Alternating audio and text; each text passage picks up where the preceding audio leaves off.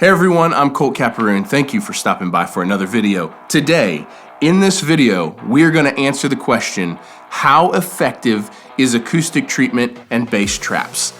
We're going to measure the sonic differences of this room, completely empty before I do anything to it, and then we're going to finish all this bass trapping up, all of this crazy change in acoustic treatment, and then we're going to measure the room again.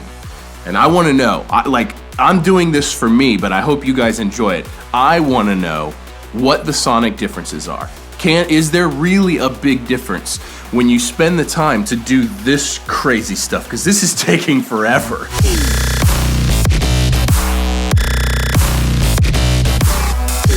Now, last year, I did a video comparing the sonic differences between speaker stands. And that video blew up way harder than I expected, but what none of you realized is that was intended to be a two-part series. We were going to measure the sonic differences between speaker stands, and then we're going to integrate a subwoofer and show you guys how to tune a room and how to dial in a subwoofer. And what we found is that the more low end we pumped into this room, the worse the low end got. Now, a bunch of you called this out in the comments, like half of the comments on that video were like, holy cow, the low end in that room's terrible, and just so many comments like this. And what's interesting is this room was reasonably flat. It's very flat from like 150 hertz up, but from 150 hertz down, it was reasonably flat when I had my event opals in here. Then when I put my Focal Trios in here that are way bigger, the proper size for this space, and had way more low end, the low end got less accurate.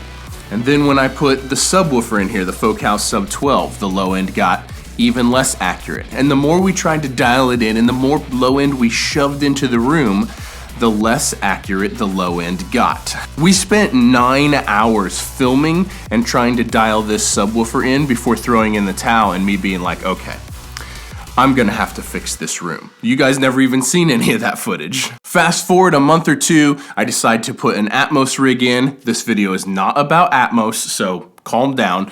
But once I decided I was gonna put an Atmos rig in, it was like, I'm not gonna fix this room, or I'm not gonna change this room once the Atmos rig is in. So if I'm ever gonna fix this stuff, I gotta do it now. So I hit up my buddy Gavin from Haverstick Designs, who designs just absolutely world-class studios. I hit him up and I was like, man, I need some help here. So he came in, measured the room, it worked up a design for me on how to modify literally everything to take care of these low-end issues. And what we're gonna do is we are going to measure the sonic differences of this room before and after treatment. Soffit traps, back wall being a foot thick, like diffusers, front bass traps, like all kinds of stuff is going in this room.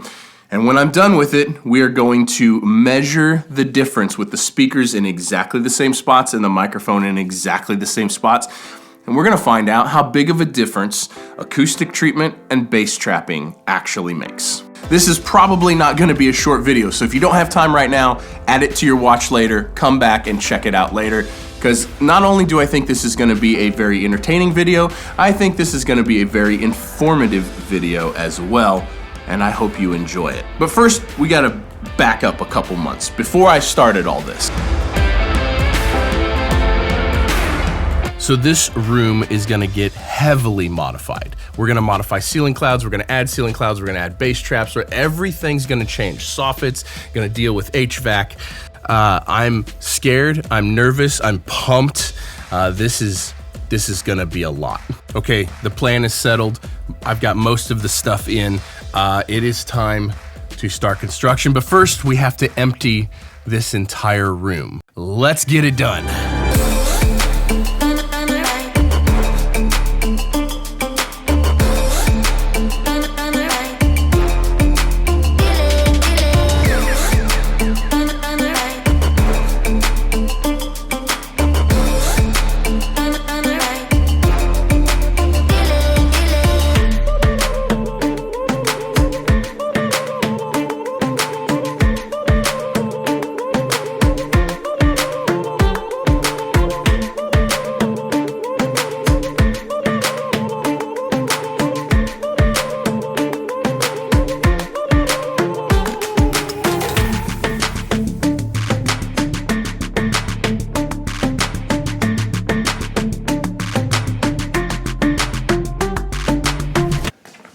Okay, so room is empty. That was an incredible amount of work emptying this entire room. There's nothing in this whole room, not a single thing other than those speakers right now, which we'll get there. But is this worth it? Is a build like this worth it? Is hiring a studio designer worth it? Is going to these great lengths that I'm about to go to in order to make this room sound as good as it can possibly sound? Is it actually going to be worth it? And there's one thing that is really interesting to me. Now that everything's gone out of here, there used to be a big carpet right here. Listen to the slap.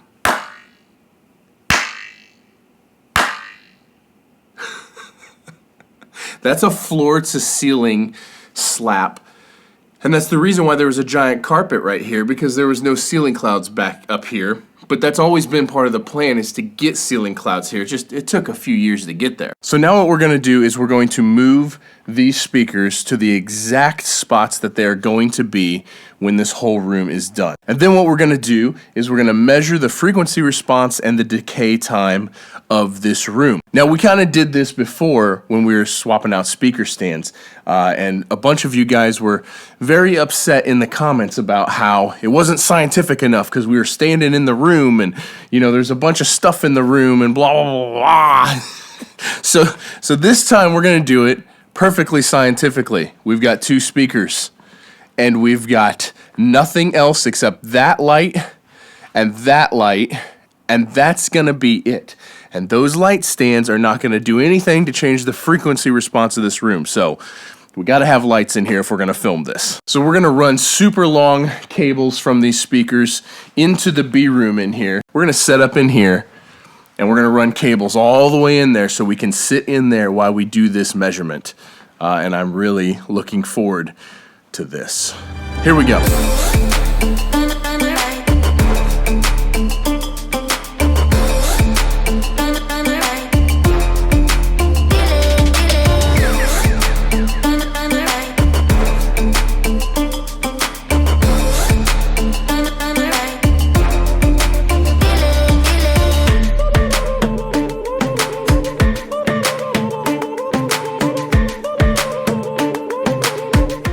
All right, so we've got these speakers placed, taping this down so that way they can go in exactly the same spot when this is all done. This is the final position of the speakers that will be when everything's done. It's perfectly repeatable. Can we just show this real quick for the haters? Because we want to make sure the haters. So let's do distance first.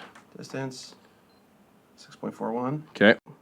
6.41. Okay, they are exactly the same distance. 1/100th of a foot, y'all. For 1/100th of a foot, down to 1/100th of a foot difference from the mix position, which we have laid out perfectly. And then the way that this thing clicks, I talked about this in the last video, but this is our repeatable angle. So could you show that real quick? Yeah, so it's 5 degrees every which way, right? So we set the laser up on the front, so on the center line. Centered our whole room. The whole room with a laser. Right, so then it clicks, it goes 5, 10, 15, 20, 25, 30, and dead nuts in the middle of that boom. And then, whoop. Let's go back to 0. 5, 10, 15, 20, 25, 30, and whoop, right in the center of the speaker. So this is perfectly repeatable. As perfect as humans can get at this moment. It's as perfect as humans can get at this moment in time. These speakers are going to be in exactly the same spot for both these tests. So now we just got to set the microphone in the mix position, and both of us will exit the room. In the other room. We'll be in the other room. There'll be nothing left in here. So this is as scientific as you can possibly get.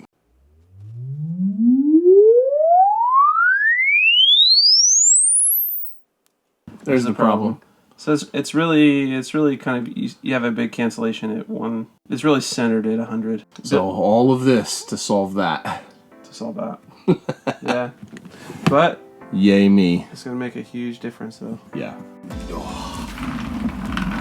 Oh, good Lord. Okay. So that's the problems that we're trying to fix in this room. That huge dip and that huge bump in the low end, and all of this is really to solve those issues. Now, first up, there are a couple things that I really need to fix on this cloud. First of all, I'm gonna switch to the RGB Philips system, the lights that I have in the B room, because they make filming so much better, and the fact that I can infinitely dim them and change the color temperature, so I can really change up the vibe of this room. If I'm gonna modify this cloud as heavily as I'm going to, we're gonna go ahead and do that. Now, the next thing that has to get modified on this cloud is it needs to be at least twice as thick. So we gotta put more insulation up in here, and then once I've built that out, then we've gotta stuff it full of insulation in the top. I think that's what's happening. And then there are some construction issues that I really wanna fix with this that have bugged me since the day that I built this cloud. Okay, so the couple of things that I really wanna fix with this cloud that's been driving me nuts ever since I put it up is I didn't stain far enough around the edges on these boards. That has been driving me insane. You can literally just sit here and see those unfinished edges. That drives me nuts. The other thing is you can see the gaps in here. They were intended to be gapless like that side, but when I stretched the fabric from one side to the other, it actually bowed the wood and left these gaps in here. So we're gonna see if we can fix those gaps. This ceiling cloud hasn't come back down since I put it up there, so it's time. Let's get this thing down.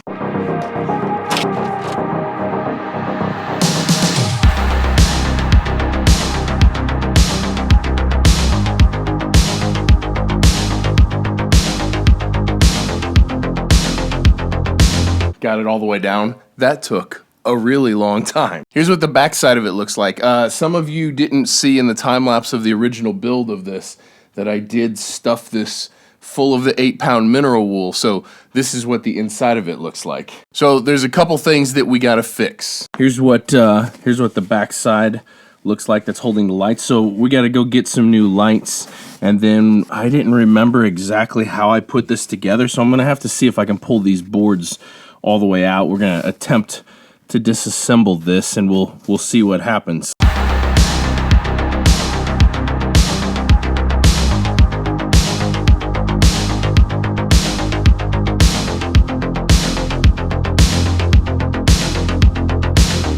Okay, so next step, gotta modify these a little bit. So these are the lights that are going in. These are Philips full color LED, so they'll go full RGB and then warm to cool, and they're controlled with an app. Same lights that are in the B room, and these are really cool. So we got to cut these wires and get them all trimmed up and ready to go back in the cloud.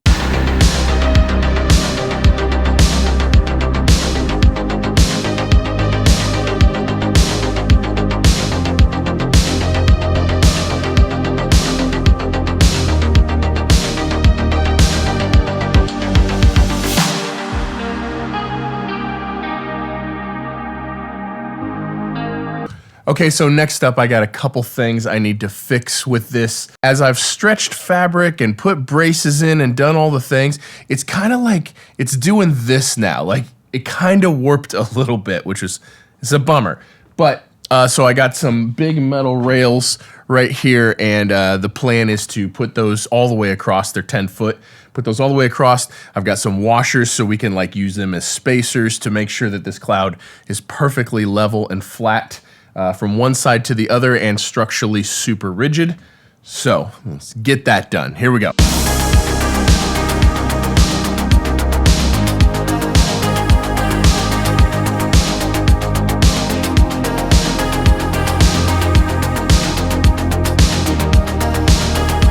Okay, so hopefully this shows up on camera.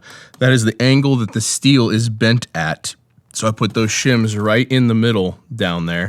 You can see the angle it's bent, so that way the ceiling cloud is straight. I'm sure this is something that none of you ever witnessed, but every photo I've ever taken of this room that I ever posted on Instagram, if you don't follow me on Instagram, I'll put the link down below. Go follow me on Instagram. But every photo I've ever taken of this room, getting this cloud to look straight and level, getting all the angles lined up has been so frustrating for 4 years because this cloud actually had a little bit of a bow to it. So I'm super pumped to have that fixed finally. Okay, so we'll put the bar on the other side, finish putting the light boards back in. Got insulation ordered today. Boy, was that quite the ordeal to find insulation locally, because the place I was gonna order it from wanted like $2,600 in shipping alone, just for the insulation to go like in the soffits and the back wall and all of the stuff.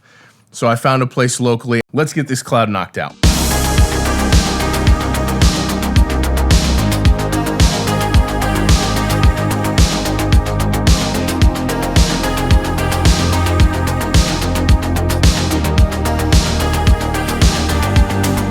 All right, so this is always the most nerve-wracking time for me, is when all the electrical is wired up and it's time to flip the switch for the first time. Here goes nothing.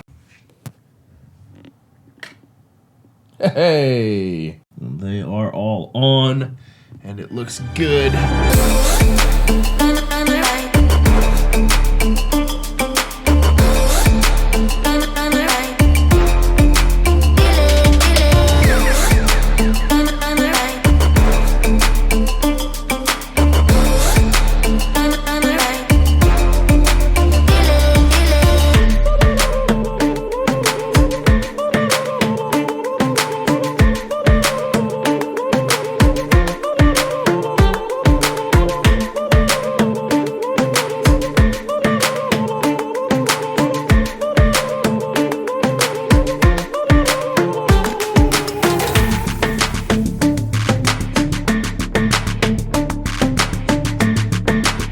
All right, so ceiling cloud is done. I'm waiting on the rest of the insulation to finish this up. So next we gotta start tearing all of this fabric off, because all the new base traps and the back wall and the diffusion and like soffit traps and everything, I've got to tear all of this, not the whole room, but all of this fabric off, like the entire back wall and like every corner here and like behind me here. We got to tear all that fabric off and get ready to build all of the traps.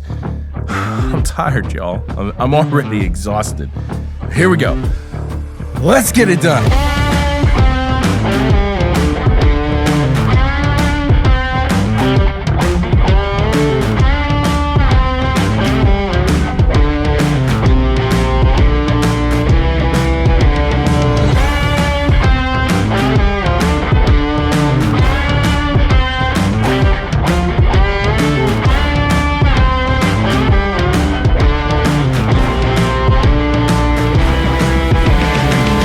So I know a few of you have to be wondering what this contraption is. So this is called a stud finder. So what you do is you put this on the wall, you just set it up there, and you hit the button here, and you let it calibrate. And then once it's calibrated, as soon as it comes across any studs, it'll tell you exactly where it is. Oh, you shouldn't have.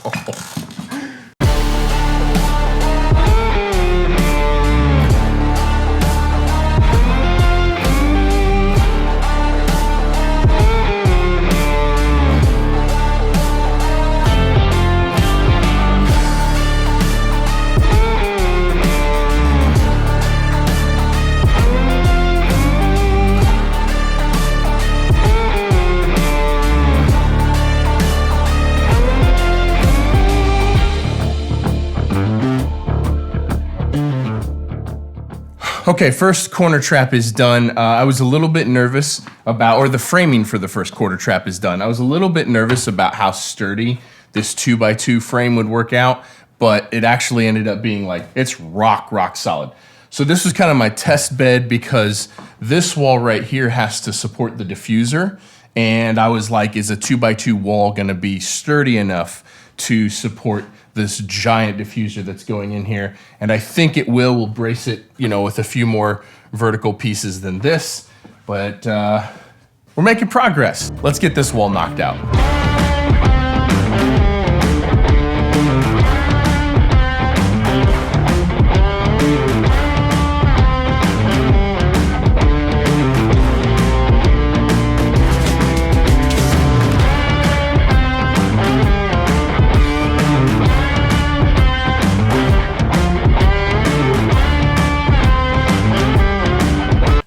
All right, y'all, I'm not gonna lie. I'm getting stumped a little bit because trying to frame in this diffuser. And it's gonna be recessed into the wall, so only half of it is sticking out from the fabric. And the fabric's gonna stick out a 1/2 inch from the frame here because of the fabric track. There's not a good way to hide this track back in behind the diffuser. So I'm gonna switch over to electrical because I can run new outlets and stuff in my sleep.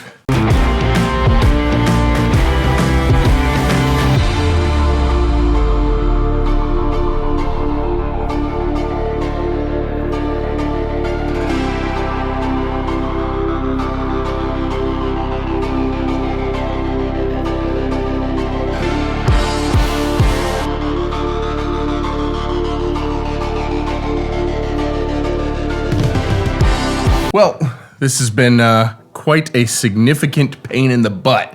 All right, so we gotta get this side, at least this side off, see if I can do this without electrocuting myself. There we go. Look at that. So the thought process is that the wall will end here, and then the track, will slide just in there, and the fabric tucks in this slot on this side of the track.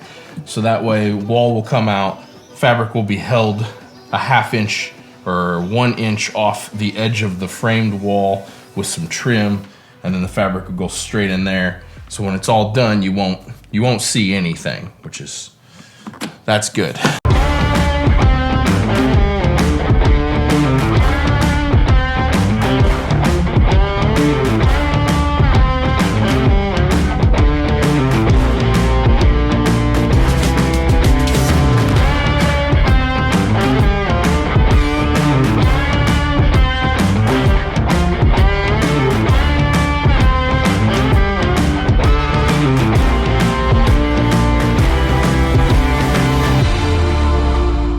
So one of my biggest saving graces with this project is that I actually have photos of this entire room in every single stage before there was drywall or anything. So there's been a couple times that I needed to figure out where the studs were and the stud finder wasn't working, because honestly stud finders kind of suck. So I just pull up the photos of the room and I'm like, oh yeah, this door right here, there's a header over the whole door. I don't need to find where the stud is, because that's what's over top of the door. That's so awesome. However, this has really been like kind of a big challenge because so much of this is not the same like lengths or angles or anything, because when they mud drywall, when they get to a corner like this, the mud starts angling out and it gets thicker. So no two of those boards are the same length. None of them are the same length. And that's been a real challenge. None of them are the same angle either. All the ones that are angle cut, none of them are the same angle. So that has been a pretty sizable challenge in this project. But I'm pumped that the soffit is finally done and gonna start framing out the rest of it. Framing in this diffuser is gonna be quite the process. Making progress. Let's get back to it.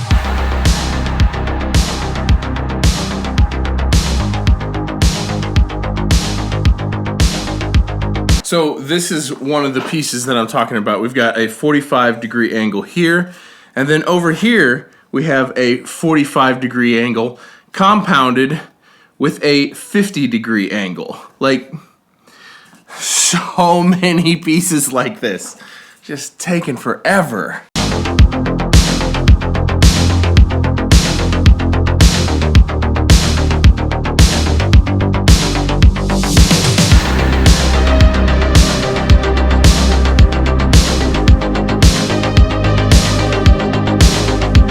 So I have finally got this most of the way framed up. The soffit trap is done. We've got the hole framed out for the diffuser. And honestly, like, that is the thing that was the most difficult. The fabric has to come up and like wrap up, and there has to be like a sharp, clean edge here. So I've got that figured out already.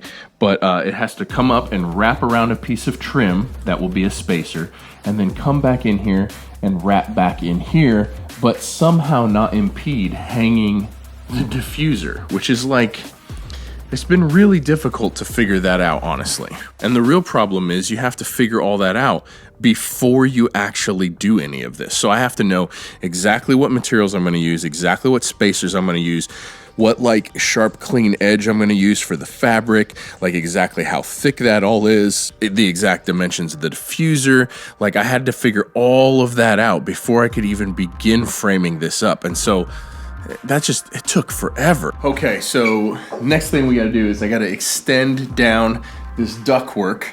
There's a vent right there, and there's a vent right there, and I gotta extend those down to here, and they are really secured up in there under the drywall, and I was like trying to figure out the best way to do this because I don't want to tear up a bunch of drywall, and like, I'm not into that.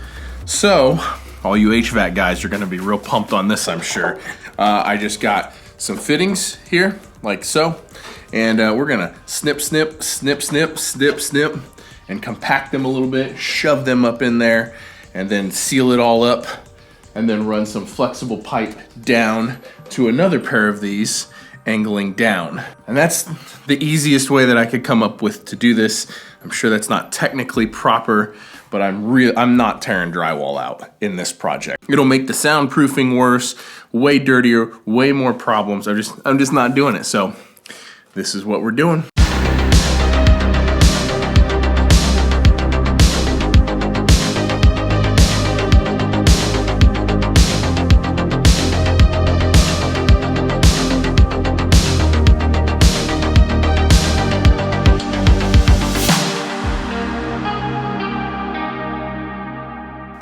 I had the wrong lights for the soffits right up here, so I had to go get the correct ones that I actually want. And I'm not gonna lie, guys. I'm really starting to struggle with motivation here, and like every project I've ever done, this is taking so much longer than I thought it was gonna take. And I'm not putting nearly all of the roadblocks that I've come up against in this video because you guys don't watch these videos to watch the struggle. I think most people watch these videos to see some cool stuff. I am struggling to find the motivation right now. I just don't want to, you know? I just miss working on music, and it's now been many weeks since I've done any work on music, like for real, like for client work. I've turned down everything that I've been offered in an attempt to get this thing done. And in addition to that, you know, there's other personal stuff going on, and my wife is opening a business and I'm helping her with construction on that business as well, and it's just, if it was easy, everyone would do it. But I've been here before. This is not new to me, and I feel like when I look back on these times, on previous days like this, on previous times like this, I can look back and say with certainty that how we handle the days like I am having right now, where I can't find the motivation and I don't want to work on this, how we handle these days and these moments has a lot to do with how successful we end up being. I feel like, you know, looking back on my career, I feel like these are the moments that define my success, because I've always been a suck it up buttercup kind of guy, like just, hey, life sucks, and if this was easy, everyone would do it, and just shut up and get to work. And so that's what I'm telling myself right now. So with that in mind, I'm gonna shut up and show you guys what I'm doing. Okay, so that's where the diffuser is going, in that giant hole right there, and I want lights mounted in the soffit that shine down and cast the right shadows on the diffuser, so that way it looks cool. So I've kind of eyeballed the position of these lights and kind of set them up there so that way I can kind of see like where exactly I want them. And so I think that looks good right there. This is probably a pretty good spot to see how the shadows, it'd be better if it was dark in here, but to see how the shadows fall on that.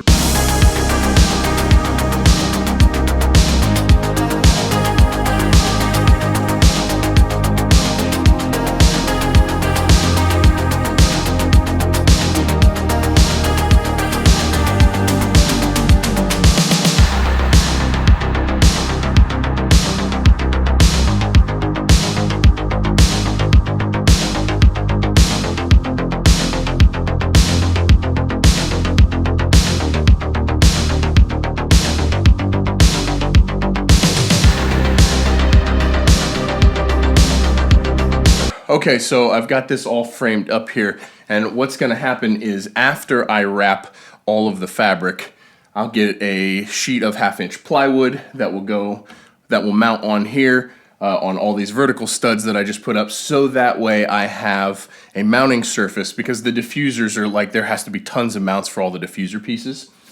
So this is the best way I can come up to do that. Stud this out, 2x4 plywood sheet, so that way I can have all the mounting. But the problem is the fabric has to come up from the floor and wrap around here and then get tucked in behind here. So that way this giant opening for the diffuser looks clean and you can't see the edges of the fabric. So all the track that I'm using, hopefully this will come through on camera. This is the track that I'm using. This is from a company called Fabric Wall. I'll put a link down below. It's fabricwall.com, I'm pretty sure, but it's what I did the whole rest of the studio in. This is hands down my choice, because it's pretty affordable for what it is, and they come in a bunch of different sizes. It's super easy to work with. So I love this for a stretched fabric system. So how it works is this is the end of the track here, and you can see this little slot right here, and that is the slot that the fabric rolls over and gets tucked into right here. And then this is the tool from Fabric Wall. It's kind of like a little pizza cutter thing. And so what you do is you mount the track up, and then you wrap the fabric around, and then you use this tool, and it just fits in that slot, and you go like this, and it shoves the fabric into that slot in the track. That's how the whole system works. It'll make more sense when you actually see me do it. So the next thing that I got to do is I've got to figure out where exactly all the pieces of track are going to be, and then I have to put pieces of wood exactly there, because the fabric is only so wide. So what you have to do is, like right here, you've got, this is the last piece, and then obviously there needs to be a piece of track right here, so that way it connects the fabric from this wall and from this wall. And I have to figure out exactly where that piece of track needs to be, and then put wood there, so that way the track can go on the wood. Real big pain in the butt, takes forever, because you have to figure out all your angles ahead of time. So that's what next. What next? What's next? That's what I meant to say. Let's do it.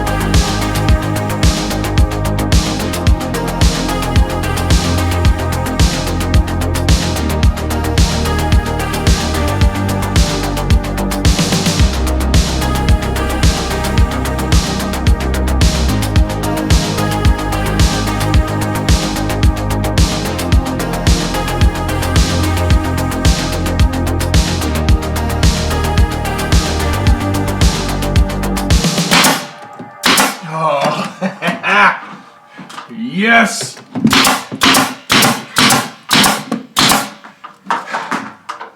This whole back wall is done.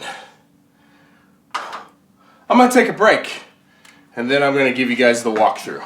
There are links down below for all the gear that I use, and those links go to Sweetwater, and anytime you guys need any piece of musical gear, you can jump on any one of my videos and click on any one of the links in the description of any video, and once you're on the site, you can purchase absolutely anything you need. And if you use those links, and if you do that, it costs you absolutely nothing extra, but it goes a long ways to help support this channel and help me keep making content just like this. So thank you so much for using those links anytime you guys need to purchase any musical gear.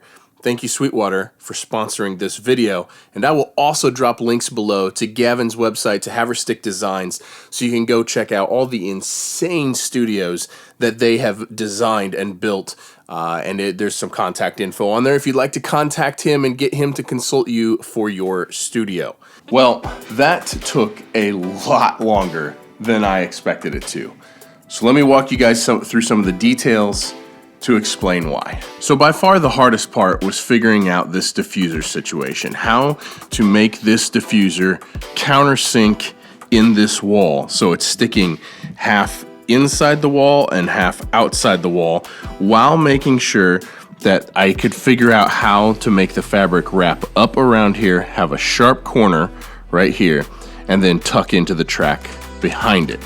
That took absolutely the hardest, but also one of the hardest parts is the fact that there has to be a single seam through the whole thing. So for instance, you know, this seam has to wrap around here, and it has to go up, and it has to go all the way along here, and the fabric's only 5 foot wide, so we gotta have another piece right here, and then that has to match up with that piece down here.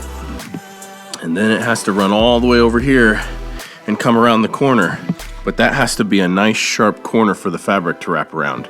And then that fabric track has to wrap up in all the way up there, and then there has to be a piece there, because that fabric has to have a fold in it, and there'll be a whole bunch of extra fabric there. So if I don't put a piece of track there, it's not gonna look nice. And then that has to come all the way over here, and then it has to go up there, because that's all the longer the fabric is, and then that has to meet and go into there and go into there. I mean, it has to be one continuous seam of fabric literally everywhere, with all of these curves and all of these angles, and like, yeah, that took a really, really long time, way longer than I expected. But the fact that structurally this is done is such an enormous relief. We gotta build another soffit trap right here, but this will be a lot easier than what that was. Just one soffit, and then we gotta do a corner trap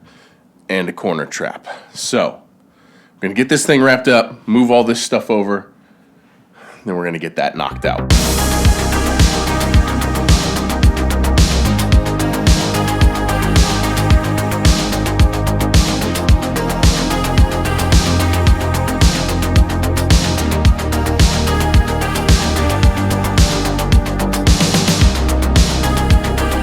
I didn't figure you guys didn't need to see that entire process again, because it's the exact same as this one. So, and here's one thing that I'm genuinely nervous about, is the amount of space. I don't know if this will come through on video, but the amount of space between the front edge of this ceiling cloud and that soffit is like 8 inches. I'm not exactly sure how raising this cloud is gonna go, or if it's even possible. So stay tuned for that. That'll be something interesting. Okay, let's wrap this front soffit up.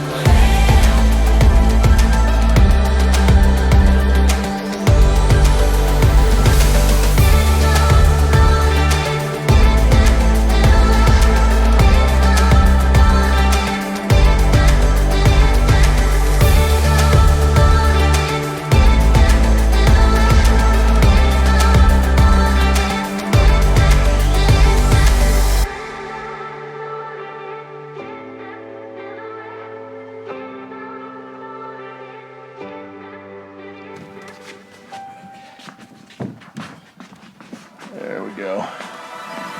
Nice.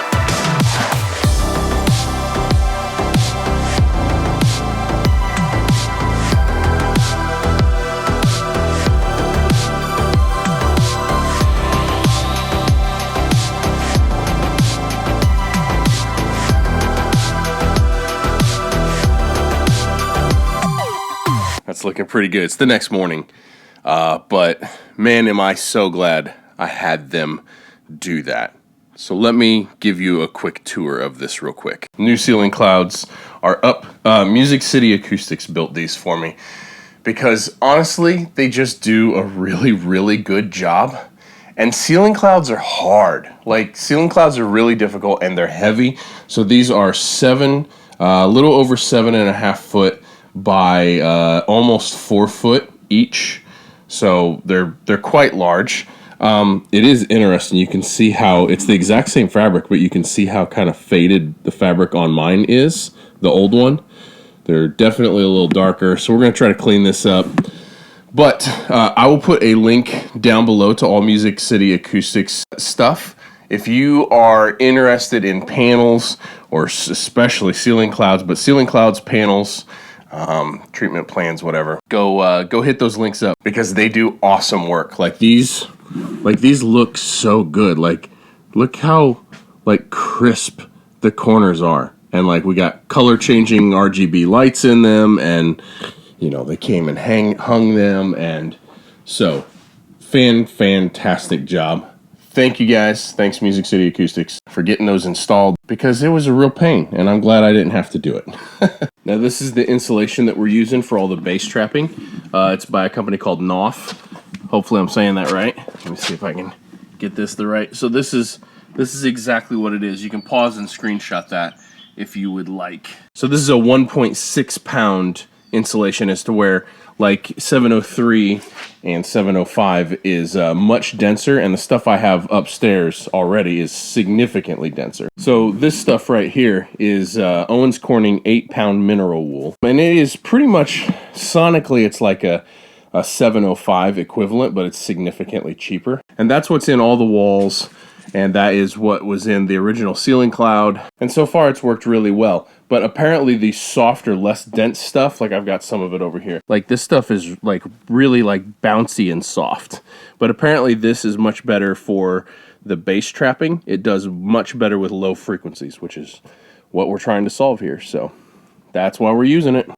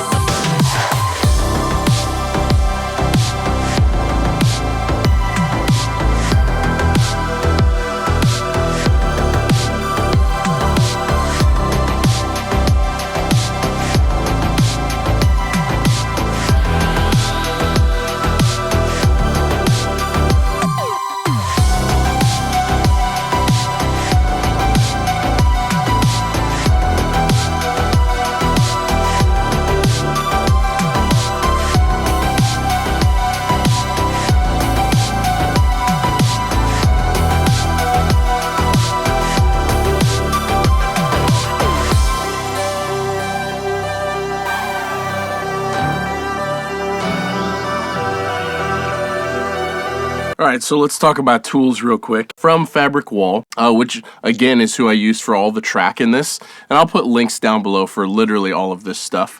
They make their own tools, and they're very comfortable, they're very sturdy, they're very well made. Highly recommend their tools. But you've got this little thing, this rocker tool here, and basically you just put, you guys have seen me do it, you push it in the slot and you roll it. And then you've got this one right here, which is more of an angle. I don't know if you can if you can even see that it's at like an angle there. And so this is like, if you're up against a flat surface, you need that angle to be able to tuck the fabric in there. These are the two that I use, and then obviously a really good pair of scissors. I occasionally use a real tiny flathead screwdriver to poke stuff in the corners, but that's pretty much it. They're super easy to use. Honestly, this fabric wall stuff is like, it looks so clean and it looks so pro. I cannot recommend it enough. Let's drop some fabric on here.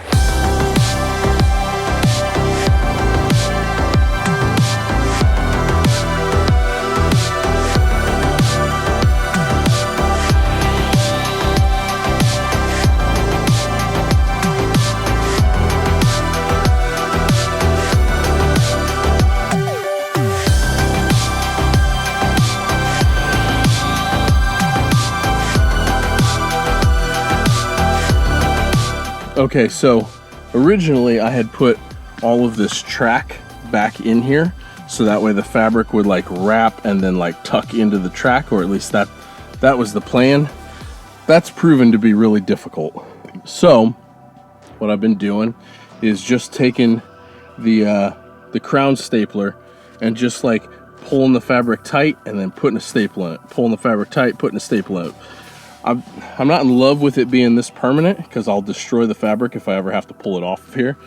But that's way faster and looks way better. The other thing that I'm not in love with is how this corner is turning out. Now, in all fairness, let me switch this up so you can see it a little better, hopefully. See, I don't love that. But the diffuser will be sticking halfway out here, so we'll see if I can just smooth that wrinkle out a little bit there.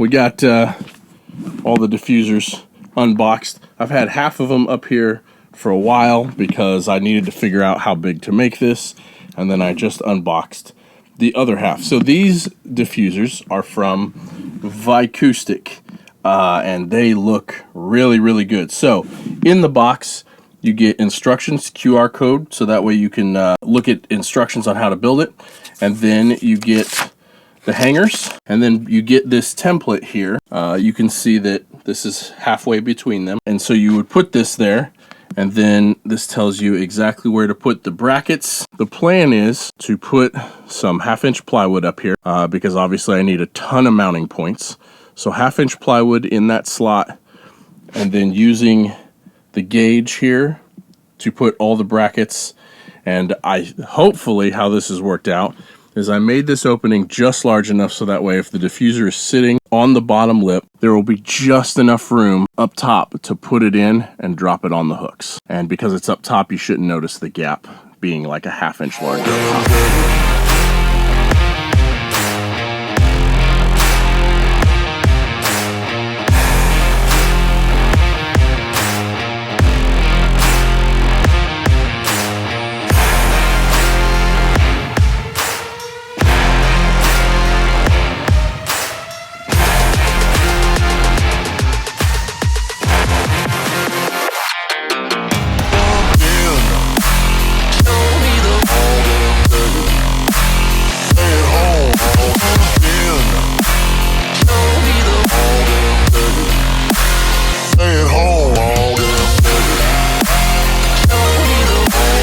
This looks so good. Oh my gosh. So this diffuser is 8 foot by 4 foot. 4 foot, that's a 4 foot by 8 foot sheet of plywood in diffuser.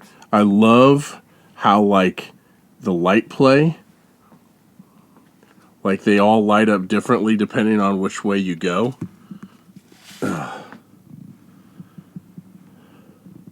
Now I do still have a couple little things to figure out. I gotta tuck that fabric a little bit better, but this turned out absolutely amazing. Like look at that edge.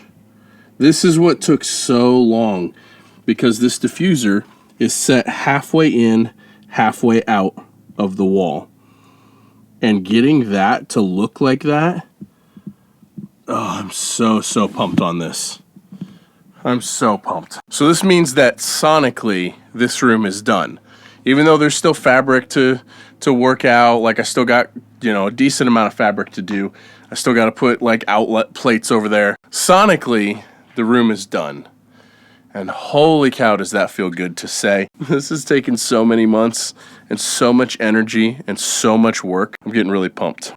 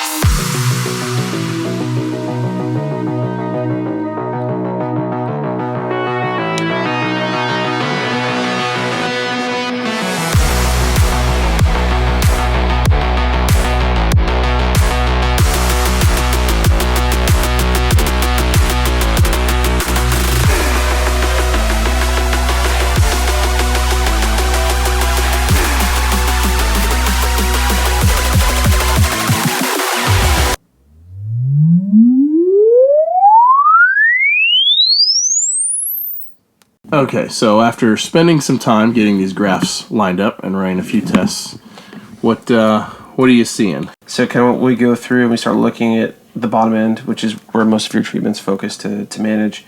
We really start seeing the differences, right? So -3, so you've got a 9 dB swing there, so you have 6 dB of improvement at 150. Okay. Another 3.5, 4 dB at 120 of improvement. And then once you get to the bottom stuff, you're seeing a 2 to 3 dB improvement there. Okay. And once again, I think this tells you exactly where you need to base manage the system if you're running stereo with subs. So we're headed the right direction. Yeah, for sure.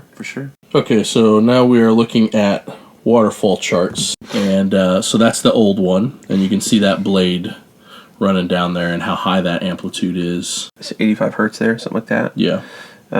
So especially if you're kind of looking in this area, so you can kind of see that amount of energy here. Yep.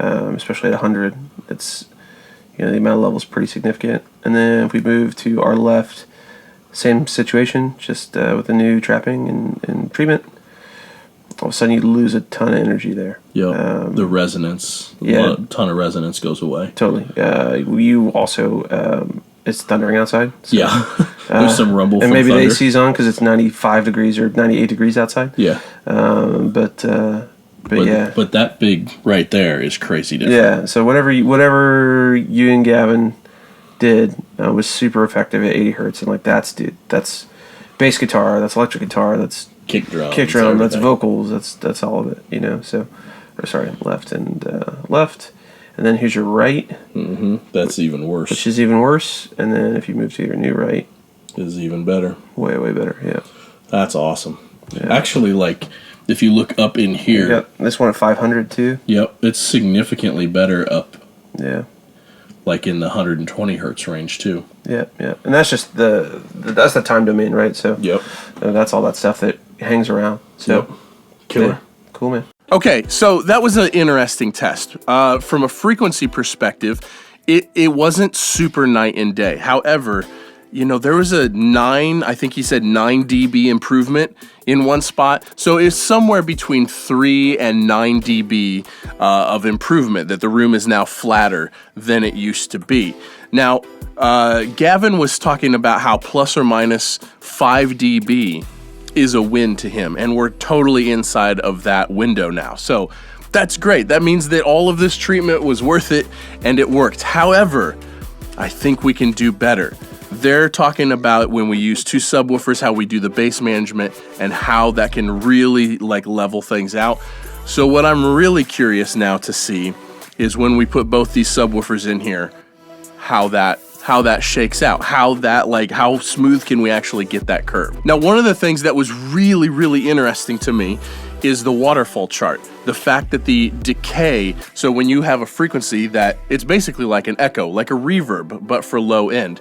And the decay of the low end was almost nothing. And that's honestly more important than the frequency response of the room, in my opinion, because if there's resonances hanging out, that's masking other things. It's harder to hear reverb tails, it's harder to hear compression settings. The resonance of the room being basically at 0 is the most important metric, kind of in my opinion. And the frequency response of the room is the second most important metric. So we are in the acceptable window of, like, according to Gavin, like plus or minus 5 dB is a win. That's great, but the decay is gonna be awesome. I think that means that the low end in this room is gonna be really, really good. I'm gonna go ahead and set the desk up because I've got 4 days until Josh is back. So I'm gonna go ahead and set the desk up, get things like in a functional way again, because, you know, I really just wanted the snapshot before and after of the room empty with just the speakers in it,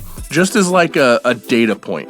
But it doesn't really matter because the gear has to go in here and the desk changes stuff, chairs change stuff. Obviously the subwoofers are gonna have a huge impact on the sound of this room. And so even though it's important to have the before and after, I'm glad we did that and it was very interesting. It's time to get the desk back in here and then get this room sounding in its final sonic glory.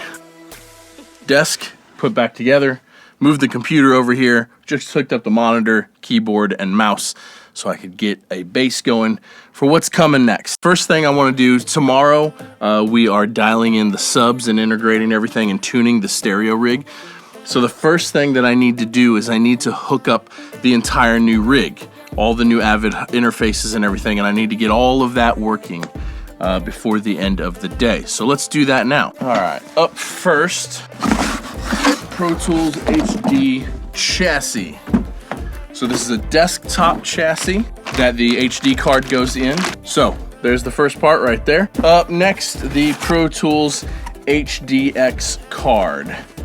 Whole bunch of wires. Woo-hoo. And there is the HDX card. All right, next up, Avid HDIO interface. So this will be running all of my hardware inserts. In addition to that, this is the one I'm really pumped about, is the Avid Studio Matrix. The Studio Matrix will be what I monitor through. This is my anticipation for this. All the room tuning, correction for stereo, how we integrate the subwoofers, the Atmos rig in the future. This video is not about Atmos, but all of that stuff will get handled here on the Matrix Studio. So I'm just gonna get these hooked up and just get them running. Okay, slight change of plans. I forgot that I actually picked up, this has taken so long, and I picked this gear up so long ago. I forgot that I picked up the Thunderbolt expansion card for the Avid Studio Matrix because, and this needs to be a whole separate video, because there are some crazy advantages to running Thunderbolt and HDX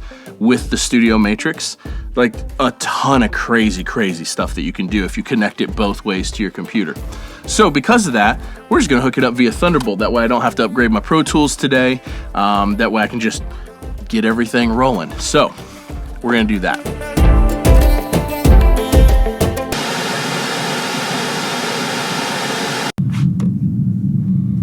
No. So at 100, the sub is working very well there, where the speaker itself is not. We're hitting a cancellation at 100, so if you come back around. All right, so we know what that sub's doing. So this is just an average of what that sub's doing at that time. So here's 104. The right speaker, we have this big cancellation, right?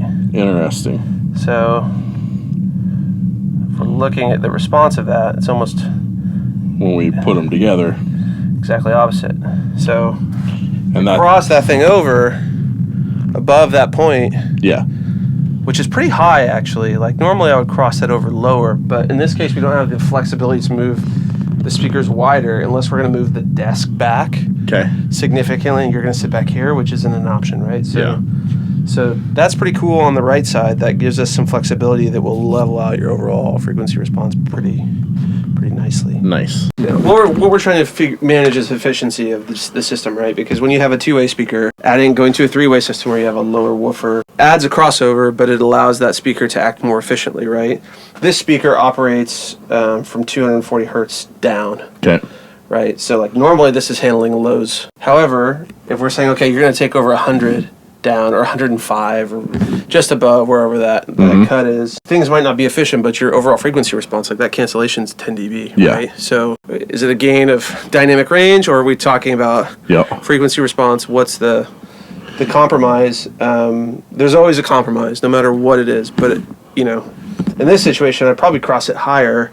Say, you listen for a while, you work for a while, you see how it works for you, and then to make a decision on and if then make it's a actually decision better. if you like that trade-off. Got it. If you don't like that trade-off, okay, we go to something else. Yeah. And this is just the first placement, so we can try placing subs in the corners. We can try doing this, but it seems like that quarter wavelength is is the problem. So moving the subs at a quarter of the room. Perfect. We have it was a cancellation this way actually. So the room is creating a cancellation at 100 hertz based on how far this speaker is from that wall. Right. So what we're doing is counteracting that by putting the subwoofer there and compensating for that energy. Nice. So right now we're testing the phase relationship between the subwoofer and the main, and we're going to treat them as a full range, and we're going to get that phase correct, and then this phase correct, and then we will do our frequency sweep, right? Yeah, running a transfer function from the system. So we're taking a round trip out of the machine, back into itself, just that's it. And then we're taking a round trip from the microphone. We're taking the signal from the microphone, out of the speaker, into the microphone, back to the system. So we can compare the phase relationship of those two things. Yep. And the microphone is exactly at ear level in exactly the mix position. Yep, where it's been the whole time since day one. So since the very first test. Since the very first test, yeah. So, and we can also find like delay time, all that stuff out of here. So we're minus 174. So we're about 100 degrees out of phase between these two subs. So normally you'd either... You mean between the main and the sub? Between the left, and the sub. Got it. Correct. So normally you would say, okay, well, that's a problem, and we're going to have to move the sub or delay the sub. But we have a little variable phase function on the back, so what I can do is turn this knob. Just rotate it 90 degrees. As you can see, he's now almost sitting over each other. And if you stay there, I'll rotate it back so you can kind of see the relationship of these things moving together. Back to 0.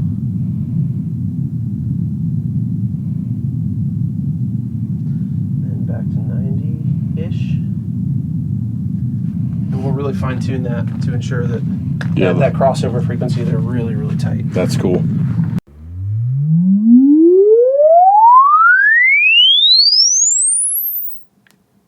It was with subwoofers. Without subwoofers. Look at that. So that's wild. Yeah. So at the best point, from the deepest to the thing, it's 21 dB just by... It's a 21 dB improvement. Correct, yeah. Because we are running two subwoofers and they're in a great location. Yeah, they're taking care of the quarter wavelength cancellation we're getting off this wall, and they're supplementing it on their own. So just goes to show you that, it's not always EQ. It's just placing speakers. In an appropriate way. Yeah. Now, the room itself probably wouldn't have been capable of that much of an improvement on its own, right? Like if before treatment, if we just stuck those in there. Yeah, probably it's all incremental, right? Yeah. It's like it's death by 1,000 cuts, right? So it's every little piece plays a role, but the low frequency performance is a majority of all the changes you made here. So I'm sure, my gut, that probably makes up for half of it or a third of it, and not even including the RT time, right? That's a big thing. Is just that low end information lasting longer in the room. Yes, which I'll throw up some screenshots of the waterfall here. Yeah, and your back walls, super full of material. So just that mass helps take care of that, and you can feel it. The kick drum here is like it's thumping. It's whoa, and it's tight and it's punchy. And it's even, which is the most important part. Thanks, dude. Okay, this place is a mess, and I thought there was going to be a good spot to end this video. But there's not, because I still have to set everything up. And my plan was to get all the gear back in, get the whole rig set back up before, like, in this video. But I am 1,000% certain this video is just, it's way too long already. If you're still here, drop me a comment and let me know that you're still here, because you guys are the real MVPs. So what I thought we'd do is go over a couple of my favorite parts about the room quickly, and then discuss, is it worth it? Because now I haven't mixed in here yet, but I've had 5-6 hours of critical listening in here. We've tuned the room. We're going to go over the charts and the graphs and all of that stuff. So was it worth it? Was all of this construction worth it? What's the before and the after of these treatments and adding the subwoofer? So first, let's talk about my favorite parts of this room first. I already said that. And then we're going to talk about the sonic qualities. Here we go. Okay, now I am currently having issues with these lights. These are the Philips Hue lights. And as you can see, they're all different color temperatures. I'm having a problem with the app connecting these, so that'll get sorted, but it's definitely taking some time. However, this is one of my favorite parts about the room. There it is. I got the lights fixed. We're all good to go. Look how good that looks. Having these lights in the soffits, I'll try to throw up a clip when it's dark here, but having it shine down as accents here, having it shine down on the diffuser is like, it's such a cool vibe in here with just these soffit lights on, and like it's just such a cool accent, and I absolutely love it. I also absolutely love, before in this room, I used to think that like these spaces were just way too big, which is why I had those umbrella lights. Well, now with the soffits and with the lights, it's just a good picture. Like it looks nice, and I'm really pumped about it. I'm really pumped that the ceiling cloud is significantly higher than it used to be, and it is now flat. And the Music City Acoustics guys did an absolutely stellar job with the rear cloud, and I really, really like how, let's see if I can get this in one shot. I really like how it's stepped, how we've got lower stepped soffit, big cloud, smaller clouds, and then it just is it's a dynamic, unique look that I really, really like. I'm still waiting on my register vent covers for these, and then we'll tighten that fabric up and whatnot. Look at that diffuser. Like, my gosh, does it look good. And a bunch of people, when I posted this on Instagram, a bunch of people were thinking that this was plastic because the finish is so good. It's a little dusty right now.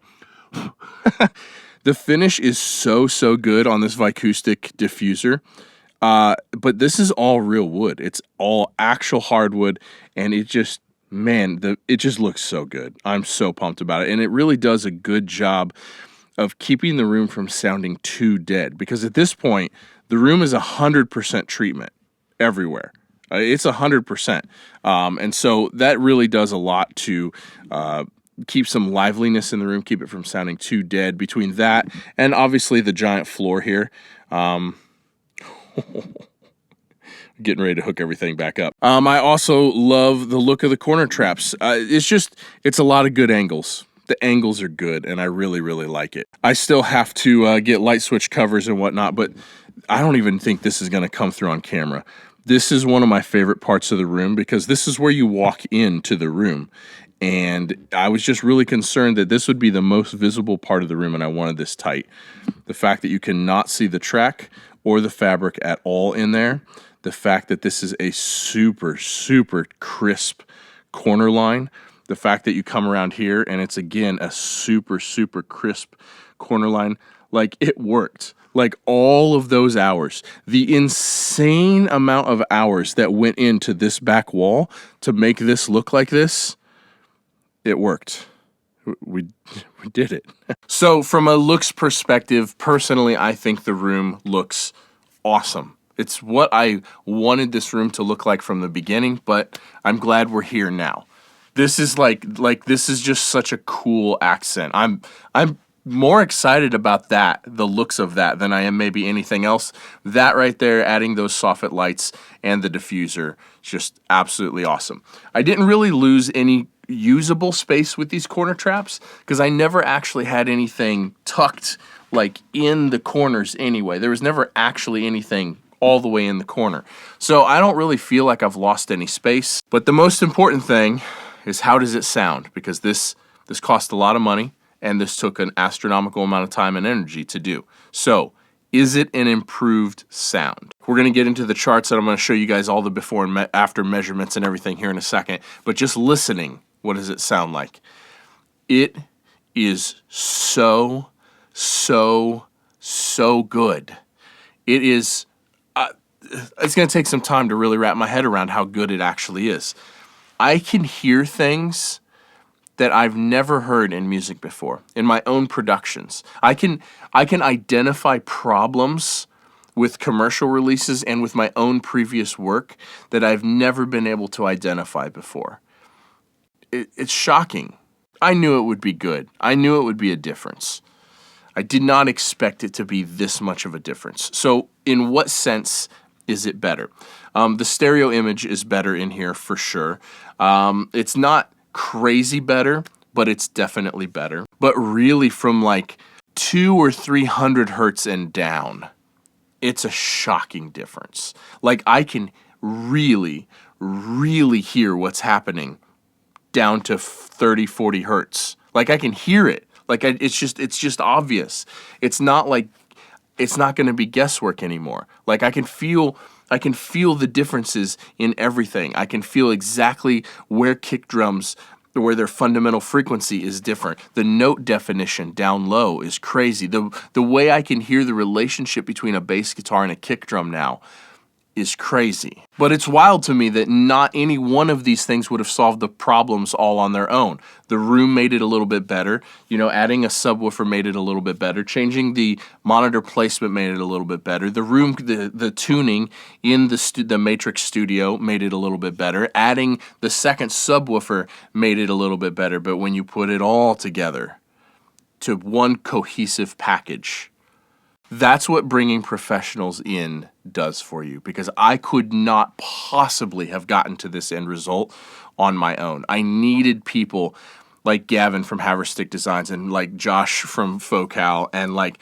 I needed other people to help me with this, because this is not my area of expertise. There's no way that you could get to this end result without people that really know what they're doing. So we're going to get onto the measurements here in a second, but thank you, Gavin, and thank you, Josh, because I would not be in this position without either of you. You guys rock.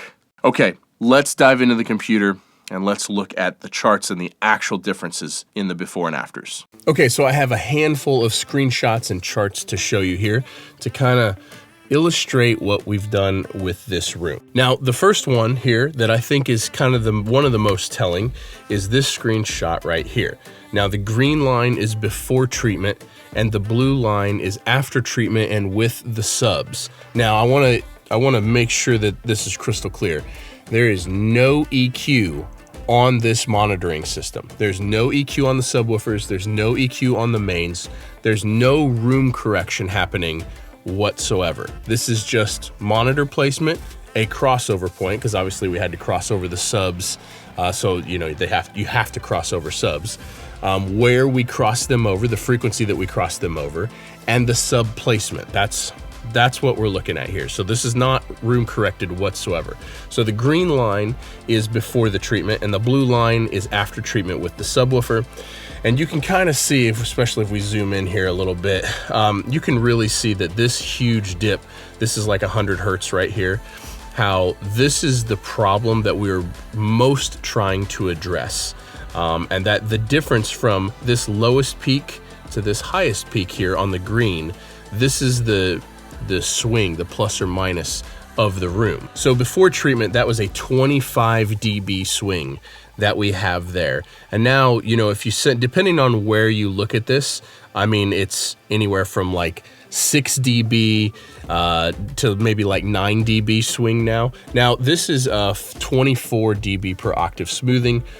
And that's pretty rigid. That's not how our ears hear. Our ears hear much flatter than that. So even though you see all these crazy peaks and valleys, This is not what we actually hear. This is an extremely analytical version of what we actually hear. So the fact that just the subwoofers being placed, which is right here, what took care of this, placing those subwoofers on the quarter wavelength in stereo in the room, in addition to the treatment, is what made up that difference. And that's crazy. You can also see down here in like 20 hertz, there's a massive, massive improvement in 20 hertz. Even up here in, let's see here, let's look at this other chart. So even here in this like 32 hertz range, which is, I had to look at this other chart to look at that one. You can see that like this line right here is 32 hertz. That is a massive, massive improvement at 32 hertz. What is that? 1, 2, 3, 4, 5, 6, 7, 8, 9, 10, 11. It's an 11 dB improvement at 32 hertz. This is super zoomed in, but that's incredible. But to me, what's even more impressive than that, like the room feels super flat, and so depending on what smoothing you use, this room is plus or minus 3 or 4 dB. But when you look at the decay times here, this is what's really interesting. So how you read this chart is this is frequency this way. So it's 10 hertz up to 24K basically. And this is seconds, or the time domain. So up here at 0, we are looking at 0 milliseconds all the way up to 1,000 milliseconds. So this is how long the signal like hangs out in the room. And this is the before treatment, and you can see this giant blade right here around 80 hertz that hung out for almost a full second, which is kind of crazy. So that is a real problem. And then you also have this secondary one up here. You know, I don't know if this is maybe somewhere around 150 hertz, somewhere in that ballpark. And then you go to the after treatment. Now, there was crazy thunder happening when we did this. So all of this rumble down here, this is all thunder that you're hearing or that you're seeing. Unfortunately, that's the only time that we had to measure. But this blade right here at 80 is like more or less gone. Like that's a huge improvement. And this blade over here at whatever this is, 120 hertz, I mean, that's a substantial improvement in the decay time of the room. Here's another chart showing the difference of before and after. The red line is before treatment. The purple line is after treatment with the speakers in exactly the same spot. And the blue line is with the subwoofers integrated, again, with 0 EQ. And again, so depending on where you're looking at on this frequency spectrum, so these charts were done with a sweep, and the other charts were done with pink noise. So, you know, there's no right or wrong way to measure this stuff or to look at this. It just depends on how you want to look at it. If you want to put this in the very best light possible, you know, you look down here at like 24, 25 hertz, and, you know, you're seeing a 21 or 22 dB improvement in this frequency range right here, that's pretty insane. I really hope you guys enjoyed this. This was such a journey, and this was such a challenge it was a challenge to build, it was a challenge to edit, and it was a challenge to film. Like every part of this was a challenge, but the whole time for months now, and I'm spending all this money, and I'm just killing myself physically, and I'm just the whole time I'm like, I hope it's worth it. I hope it's worth it. I hope we get to the end of this and it's worth it. And my God, was it worth it. I should have done this a long time ago. So now it's time to reassemble this room and turn it back into a workspace, a working space. So I'm gonna get the room up and running, and then we're gonna install Atmos after that, because I gotta get back to work. But that's gonna be the end of this video. Subscribe if you haven't yet to see the reassembly of this and all the gear and the Atmos install and all the stuff that's still to come with this room. But thank you guys so much for watching all the way to the end. I hope you enjoyed this. Subscribe if you haven't yet. Drop a comment if you haven't yet. Drop a comment right below the like button. Thank you guys. I'll see you in the next one. Peace.